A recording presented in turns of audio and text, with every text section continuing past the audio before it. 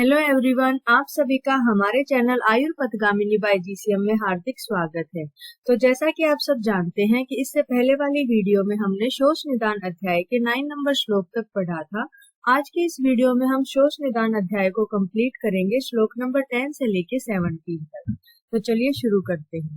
तो फर्स्ट जो श्लोक है वो आज के वीडियो में विषमाशनम शोषस्य आयतनम इति यत् उक्तम तत् अनुव्याख्यास्यामः। विषमाशन जो शोष का आयतन कहा गया है, अब उसकी व्याख्या करेंगे।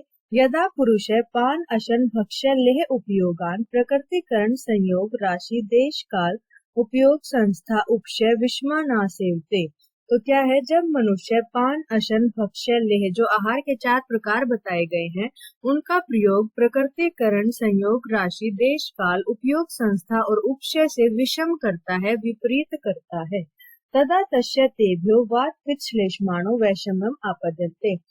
उससे उसके क्या है, वात पित्त और कफ है जो विषम हो जाते हैं। ते विषमा शरीरम अनुसरते, वे विषम होकर शरीर में फैलते हुए यदा स्त्रोतसाम आयनम मुखानी प्रतिवायव अवतिष्ठन्ते, जब स्त्रोतसों के मुख पे पहुंचकर वहां पर रुक जाते हैं। तदा जंतु यत आहार जातम आहारति, तब मनुष्य जिस भी प्रकार के आहार का सेवन करते हैं, तत्तस्य उससे उसका मूत्र पुरीशम एव उपजायते भूयिष्ठम, अत्यधिक मात्रा में मूत्र पुरीश ही उत्पन्न होते हैं। न अन्य तथा शरीर धातु, अन्य शरीर की कोई भी धातु उत्पन्न नहीं होती है। वह जिस भी प्रकार का आहार सेवन करता है उससे केवल अत्यधिक मात्रा में उसके मूत्र और पुरीश ही उत्पन्न होते हैं। स पुरीश उपष्टम्भात वर्तयति, वह पुरीश पर ही क्या है, उसका जीवन आधारित होता है। तस्मात् शुष्यतो विशेषण पुरीशम अनुरक्ष्यम तथा अन्येषाम अतिकृश दुर्बलानां। तो इसीलिए क्या है, शुष्यतो विशेषण जो शोष से पीड़ित जो मनुष्य है उसको विशेष रूप से अपने पुरीश की रक्षा करनी चाहिए, क्योंकि पुरीश पर ही उसका क्या होता है, जीवन आधारित होता है। तथा अन्येषाम, और इसी प्रकार से अन्य जो है अतिकृश और दुर्बल, अतिकृश और दुर्बल जो मनुष्य हैं और जो विषमाशन से होने वाले शोष से पीड़ित जो मनुष्य हैं, उन सभी को क्या है, अपने पुरीश की विशेष रूप से रक्षा करनी चाहिए। तस्य अनाप्यमानस्य विषमाशन उपचिता दोषा पृथक पृथक उपद्रवय युज्यन्तो भूय शरीरम उपशोषयन्ति। तो क्या है, अनाप्यमानस्य यानी कि शरीर में धातु पूर्ण न होने से, धातुओं के पूर्ण रूप से न पड़ने से, विषमाशन से उपचित दोष जो संचित जो दोष हैं, पृथक पृथक उपद्रवय युज्यन्तो भूय शरीरम उपशोषयन्ति। तो अत्यधिक मात्रा में अलग अलग अपने दोषानुसार उपद्रवों को उत्पन्न करके अत्यधिक मात्रा में शरीर को क्या है, सुखा देते हैं। तत्र वातः शूल अंगमर्द कंठ उद्वंसनम पार्श्व संरुजन अंसाव मर्दम स्वर भेदम प्रतिशायम च उपजन्यति। तो वात के कारण कौन से उपद्रव उत्पन्न होते हैं? वात के कारण शूल, अंगमर्द, कंठ ध्वंस, पार्श्व में रुजा होना, अंश प्रदेश में मर्दनवत पीड़ा होना, स्वर भेद होना, प्रतिशाय, ये सभी क्या है, वात के कारण उपद्रव उत्पन्न हो जाते हैं। पित्तम ज्वरम अतिसारम अंतर्दाह च, और पित्त के कारण क्या है, ज्वर, अतिसार और अंतर्दाह, ये सभी उपद्रव उत्पन्न होते हैं।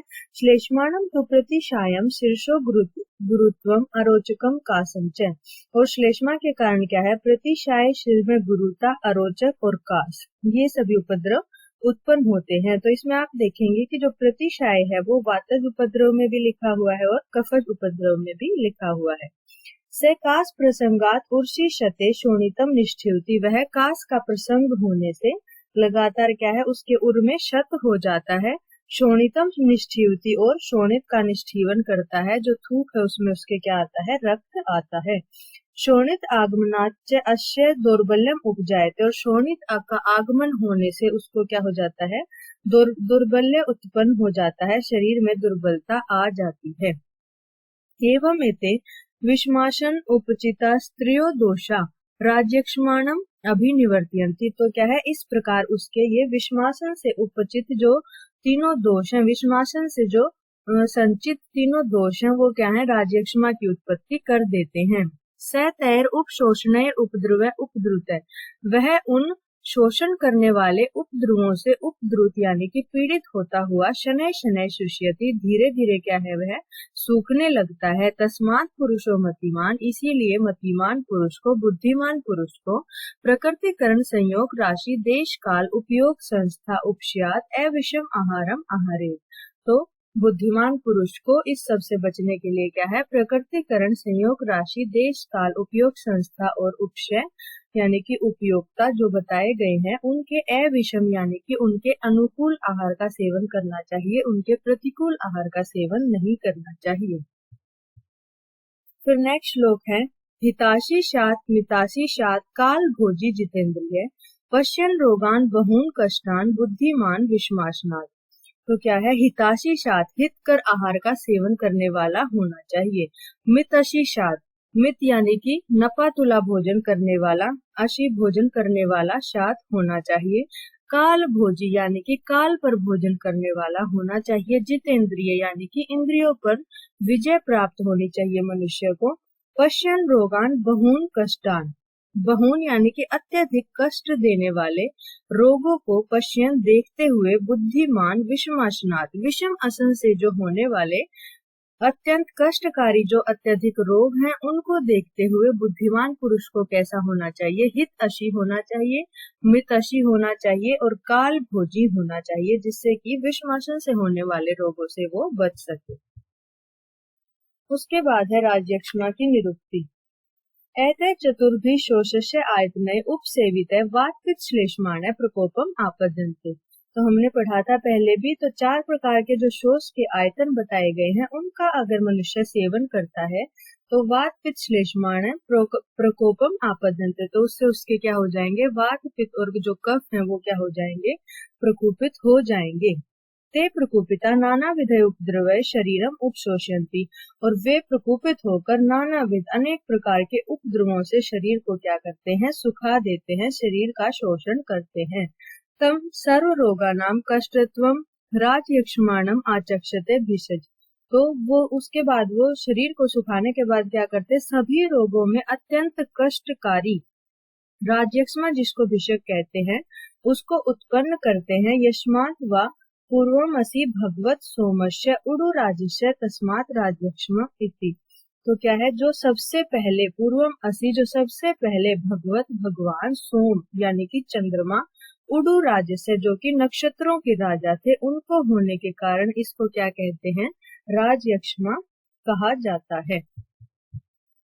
उसके बाद है राजयक्ष्मा के पूर्व रूप। तस्य इमानि पूर्व रूपाणि भवन्ति, उसके ये पूर्व रूप होते हैं तद्यथा जैसे कि प्रतिशाय शवथुर भिक्षणम, अत्यधिक छींक आना, श्लेष्म प्रसेक, श्लेष्मा का प्रसेक होना, मुख माधुर्यम, मुख में मधुरता होना, अन्न अभिलाषय, अन्न खाने की इच्छा न होना, अन्न काले च आयास, और भोजन के काल में क्या होना, आयास होना, थकावट होना, दोष दर्शनम, अदोषेषु अल्प दोषेषु वा भावेषु पात्र उदक अन्न सूप अपूप उपदंश परिवेष्टिषु।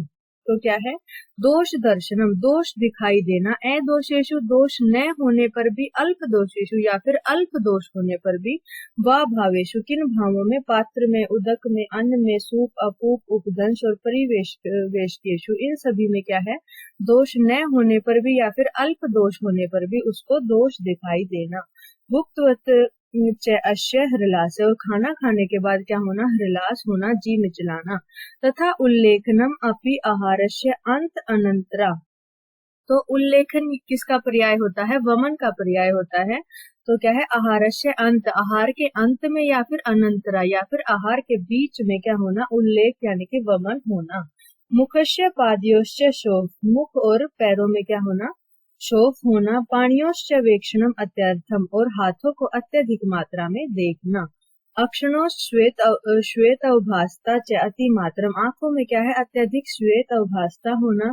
बाहोश्च प्रमाण जिज्ञासा, और अपने बाहों के प्रमाण की हमेशा जिज्ञासा रहना, उत्सुकता रहना। स्त्री कामता होना, निर्घृणत्व, निर्लज्जता होना। विभत्स दर्शनता च अश्य काय, और उसके शरीर में अनेक विभत्स रूपों का दिखाई देना। ये सभी क्या है, पूर्व रूप बताए गए हैं राजयक्ष्मा के।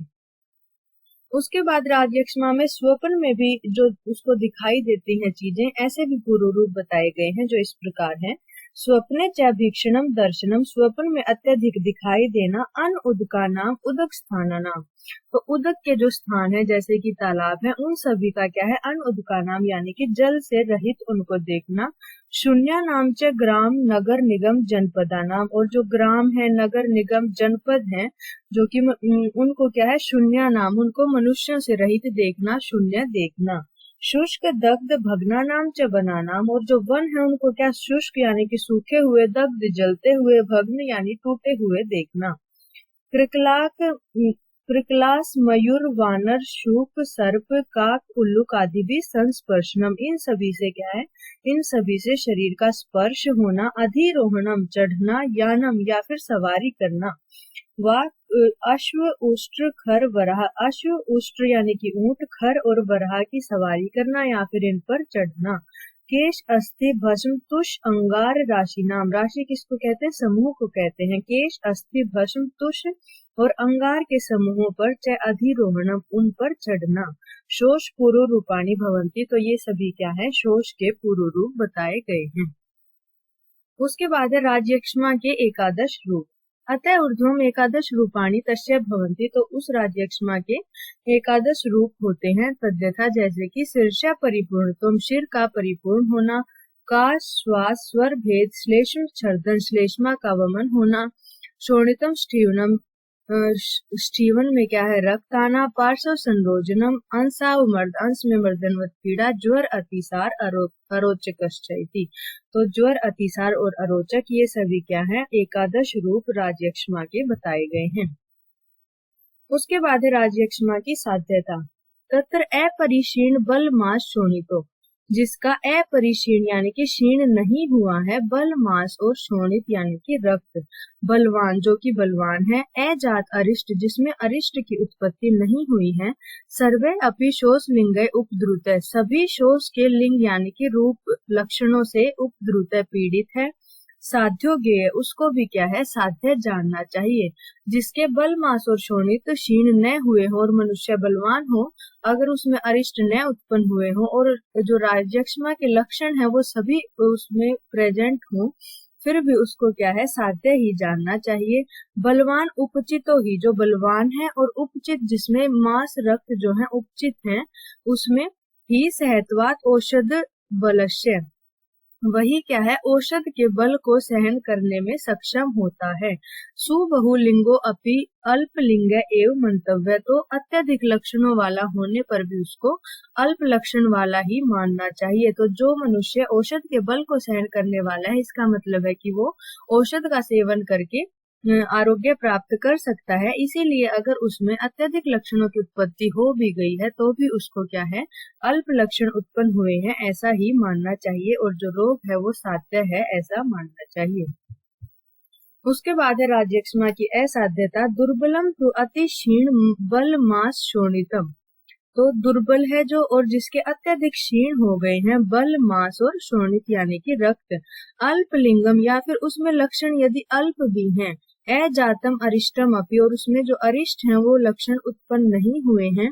बहुलिंगम जात अरिष्टम च विद्यात, उसमें बहुत सारे लक्षण हैं और अरिष्ट उत्पन्न हो गए हैं, ऐसा उसको मानना चाहिए, क्योंकि उसके बल मास और शोणित क्या है, क्षीण हो गए हैं।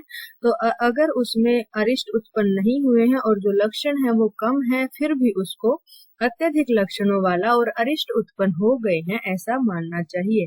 असहत्वात औषध बल से, क्यों, क्योंकि वो औषध के बल को सहन करने में सक्षम नहीं होता। तम परिवर्जित, तो उसका क्या कर देना चाहिए, वर्जन कर देना चाहिए, उस रोगी को त्याग देना चाहिए। क्षणेनैव ही प्रादुर्भवन्ति अरिष्टानि, क्योंकि अरिष्ट जो है वो क्षण में ही प्रादुर्भवन्ति उत्पन्न हो जाते हैं, अरिष्ट की उत्पत्ति क्षण में ही हो जाती है। अनिमित्तश्च अरिष्ट प्रादुर्भाव इति, निमित्त हमने क्या पढ़ा था, हेतु निमित्त आयतन, तो निमित्त किसका है, हेतु का पर्याय होता है।